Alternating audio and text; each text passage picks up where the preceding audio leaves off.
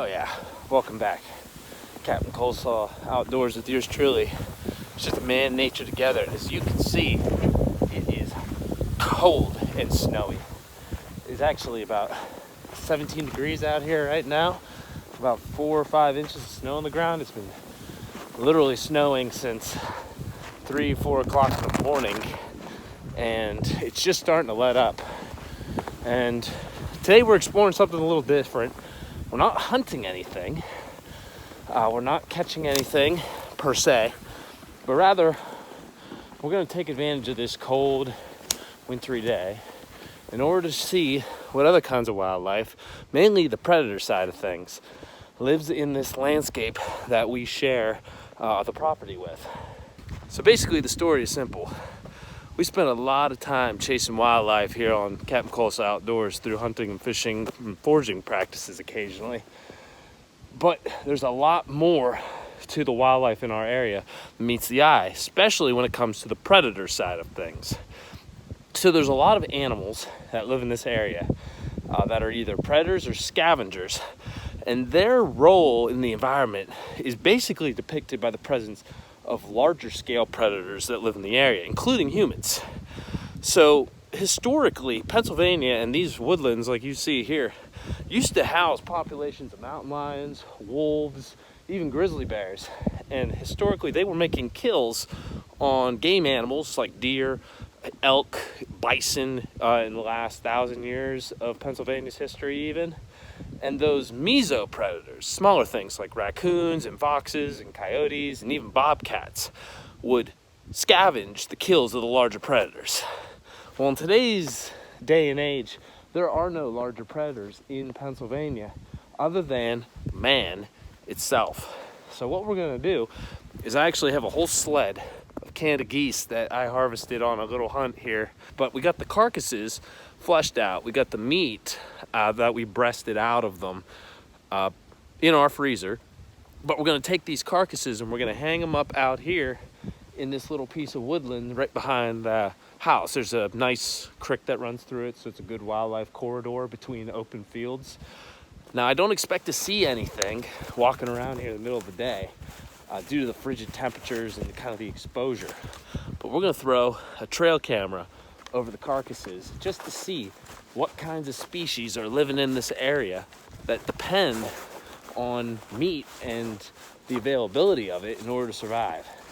And with the sub 20 temperatures and the high snowfall, food availability is scarce as is.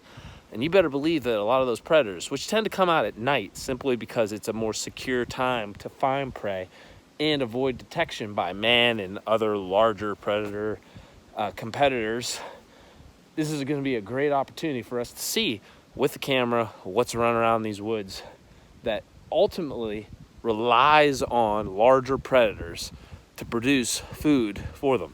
And a lot of these creatures are opportunistic, and you better believe that any part of a kill or a harvest that we make here as part of the Captain Coleslaw hunting lifestyle goes right into these woods. If we don't use meat off of it, which we always use something, but what we don't use, you better believe nature will recycle in an interesting way. So putting out these carcasses here should be a great opportunity to see what other predator species we're sharing this landscape with, literally within a couple hundred yards of my house.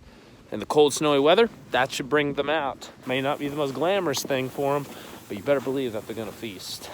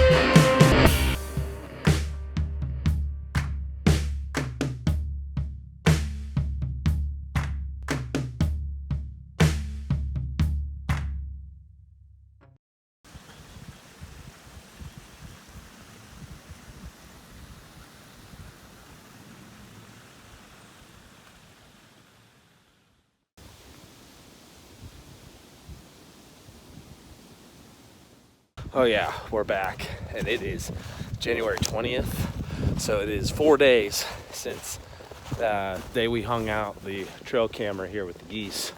And I'll tell you what, it is freezing. We got about 6 inches of snow over the last 4 days, a couple whiteout blizzards. As a teacher, we had a couple snow days, so the kids got some days off. But my gosh, you couldn't go out and do anything. So I know that there's been predators over here. The geese are right over here in front of us here. So we're gonna check the scene out, see what kind of crimes have been committed by the predators of the area, and then we'll take the camera in, see what kind of stuff we found.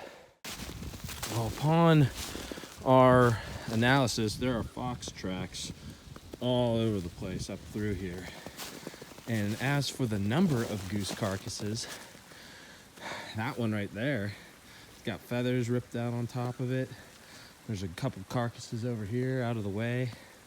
And it looks like some of the predators have actually hauled off some of those carcasses out to what I suppose is a den somewhere up in the woods up there. So our camera is right there, and our carcasses are right here. So I'm actually gonna remove the carcasses over. And the battery in this has to be going with the cold temps.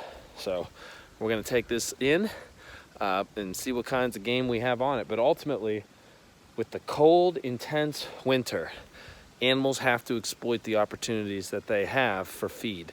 And in this case, they're exploiting these carcasses as predatory species in order to, make ends meet while the cold is intense and it's otherwise driving animals to desperate measures for food. So at the end of the day, enjoy this little highlight reel of what was on the camera here over the last 4 days, just 4 days.